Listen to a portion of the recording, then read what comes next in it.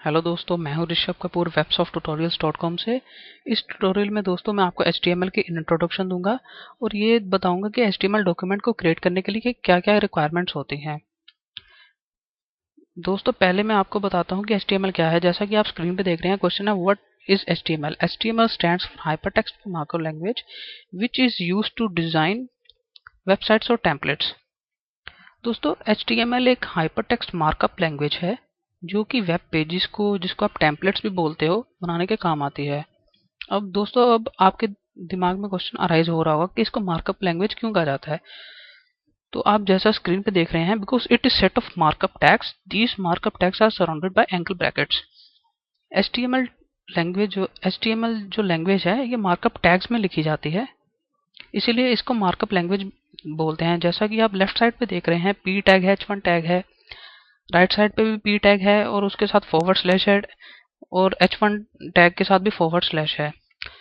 इनको दोस्तों टैग्स बोला जाता है। जो लेफ्ट साइड पे है उनको ओपनिंग टैग्स बोला जाता है, जो राइट साइड पे है इनको क्लोजिंग टैग्स बोला जाता है। तो दोस्तों इसीलिए HTML को एक मार्कअप लैंग्वेज बोला जाता है।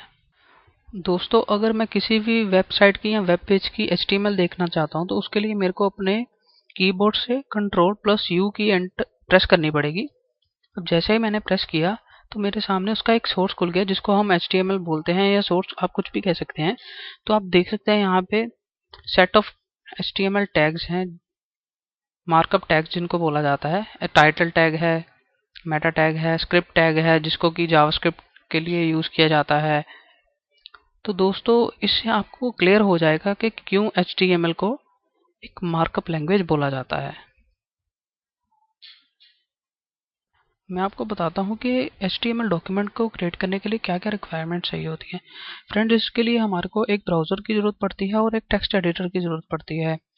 टेक्स्ट एडिटर में दोस्तों हम अपना HTML कोड डालते हैं और उसको चेक करने के लिए वो ठीक तरह से काम कर रहा है कि नहीं, हमारे को एक ब्राउज़र की ज़रूरत पड़ती है। हम टेक्स्ट एडिटर कोई भी यूज़ कर सकते हैं। विंडोज़ का डिफ़ॉल्ट नोटपैड होता है, हम नोटपैड प्लस प्लस भी यूज़ कर सकते हैं, सबलाइम टेक्स्ट यूज़ कर सकते हैं, या ड्रीमवीवर यूज़ कर सकते हैं जो कि काफ़ी यूज़ किया जाता है।